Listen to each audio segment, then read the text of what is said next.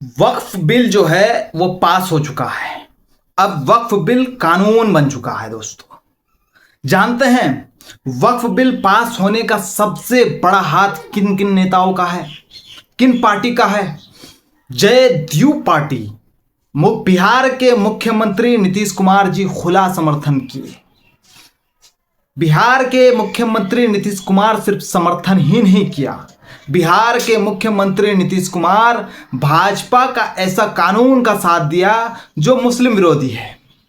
वो नीतीश कुमार जो बिहार को विशेष दर्जा नहीं दिला पा रहा है, वो नीतीश कुमार जो बिहार का शिक्षा व्यवस्था, बिहार का स्वास्थ्य व्यवस्था ठीक नहीं कर पा रहा है, वो भाजपा के साथ रहकर वक्फ अमेंडमेंट बिल जो अब कानून बन चुका है उसके फायदे गिनाते हैं। एक बात याद रखिए बिहार के मुसलमानों, वक्फ अब पूरी तरह राज्य सरकार के हाथ पे कंट्रोल में है। अब वक्फ बोर्ड है बिहार का, वो नीतीश कुमार की सरकार या कोई अन्य राज्य सरकार अगर बनेगी वो उसके अंडर पे रहेगा। सिर्फ जो है वक्फ का चेयरमैन कुर्सी पे बैठा रहेगा, हाथ में कोई पावर रहेगा नहीं, क्योंकि हर फैसला सरकार की ओर से लिया जाएगा। जानते हैं सबसे बड़ी बात यह है कि जिस वक्फ को बदला गया उस जिला के मजिस्ट्रेट जो डीएम साहब होंगे वो वक्फ की जमीन को कंट्रोल में रखेंगे। वो चाहेंगे तो वक्फ की जमीन पर जांच कमेटी बैठा सकते हैं, वो चाहेंगे तो वक्फ पर एक्शन ले सकते हैं। अब सवाल यह है कि जिस मुख्यमंत्री बिहार के नीतीश कुमार के ऊपर अल्पसंख्यक समुदाय, अरे मुसलमानों ने अटूट यकीन रखा था, अब क्या हुआ? अरे इफ्तार पार्टी के लिए टोपी लगाकर आ जाना, खजूर मुंह पे डाल देना, मुसलमानों के हितैषी बन गए। यही तो चीज है, समझना जरूरी है।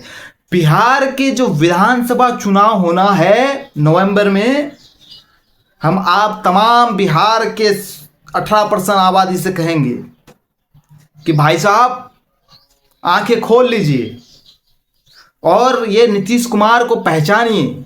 यही नीतीश कुमार है जो हमारे आस्तीन के सांप है।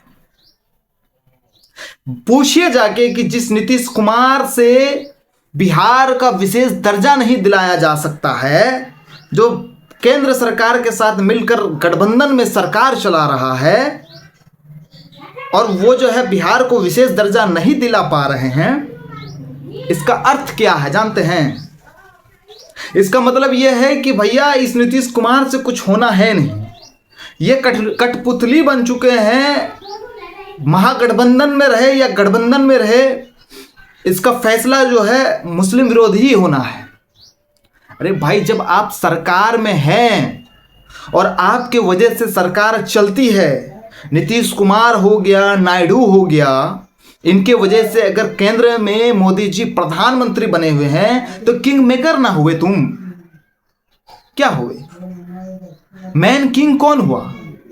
अब मान लीजिए कि सरकार मेरी वजह से चल रही है तो हम ही ना बादशाह हुए। हम जैसे कहेंगे प्रधानमंत्री तो वैसे ही ना मानेगा, मानना पड़ेगा। मानेगा क्या होता है? अब ये सवाल उठता ही है दोस्तों कि नीतीश कुमार आखिर जो है वक्फ संशोधन बिल का विरोध क्यों नहीं किया? नीतीश कुमार क्यों चाहते थे कि वक्फ अमेंडमेंट बिल को जो है कानून बना दिया जाए और 10 नए नियम को जो है लागू कर दिया जाए? एक बात जान लीजिए, यही नीतीश कुमार हमारी बर्बादी का सबसे ज्यादा अहम रोल अदा किया है।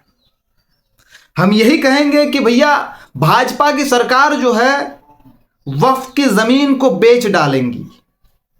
वक्फ को जो है भाजपा की सरकार बिजनेस बना लेगी। आपको यकीन नहीं होता है, इस वीडियो को सेव करके रख लीजिए। आप इस बात को खुले कानों से समझ जाइए कि आने वाले वक्त में देखेंगे कि भाजपा की सरकार ने एक वक्फ की जमीन को जो है फला जगह फैक्ट्री में डलवा दिया। यही होगा, इस चीज को जान लीजिए। अब सवाल यह है कि अमित शाह जी, आप बहुत झूठ बोलते हैं। आप सदन में खड़े होकर बोलते हैं कि वक्फ ऐसा नहीं है, वैसा नहीं है, वक्फ पर जो है कोई अलग समुदाय के लोग, अलग धर्म के लोग आके जो है नहीं बैठेंगे, उसको अलग सदस्य नहीं बनाया जाएगा। जिस मंत्री ने इस बिल को लाया है, किरण रिजिजू जी, अल्पसंख्यक के मंत्री है, माइनॉरिटी के मंत्री है, इन्होंने वक्फ अमेंडमेंट बिल को कानून बनाने के लिए सदन में पेश किया था। किरण रिजिजू जी कहते हैं कि भैया इस कानून में जो है अन्य धर्म के लोग, अलग धर्म के लोग शामिल होंगे। इस कानून में जो है महिलाएं को रखा जाएगा। इस कानून जो वक्फ ट्रिब्यूनल है, इसको चैलेंज कर सकते हैं हाईकोर्ट पे। इस कानून पर डीएम को जो है पावर दिया जाएगा। और अमित शाह जी कहते हैं कि वक्फ पर ऐसा कोई संशोधन नहीं किया जा रहा है। अब बताइए कि झूठ कौन बोल रहा है? एक ही सदन में दो लोग सरकार के दो अलग तरह की बात करते हैं। मुसलमानों को मूर्ख समझना बंद कीजिए। मुसलमान मूर्ख नहीं है। याद रखिए, समय का चक्र बहुत खतरनाक होता है। जब आप जुल्म इंतहा कर देंगे तो इंसाफ आसमान वाला करेगा, इस बात को जान लीजिए। आप वक्फ अमेंडमेंट बिल को जो कानून बनाए हैं, मुसलमानों के फायदे के लिए नहीं, आप वक्फ की जो जमीन है इसके साथ व्यापार करने के लिए बेच डालेंगे।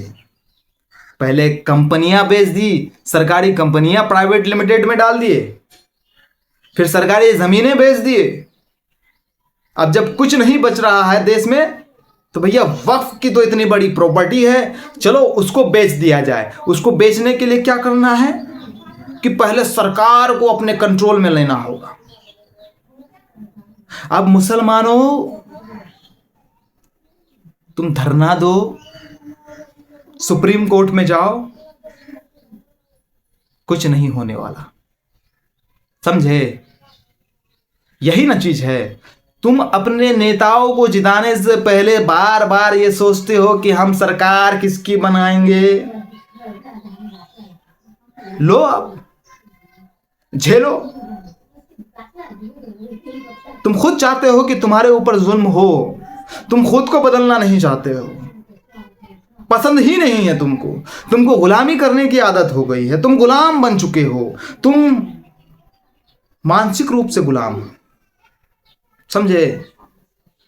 तुम्हें इस गुलामी से निकलना पड़ेगा दोस्त। तुम एक इस देश की दूसरी सबसे बड़ी आबादी हो और तुम्हारा संसद भवन में 50 एमपी नहीं है। शर्म आनी चाहिए तुम्हें डूब के मर जाना चाहिए। यह स्थिति है। कब खोलोगे आंख? खैर, देखिए आगे क्या होता है। होना कुछ नहीं है, कानून बन चुका है। देखते हैं कि कहां तक विरोध करने की ताकत है, क्षमता है। क्योंकि रात के अंधेरे में आके कोई कानून बना के चले जाता है, तुम लोग उस पे बाजा बजाते रहो, समझे? ठीक है, आप देख रहे थे इश्तियाक आलम की रिपोर्ट। चलते हैं। जय हिंद।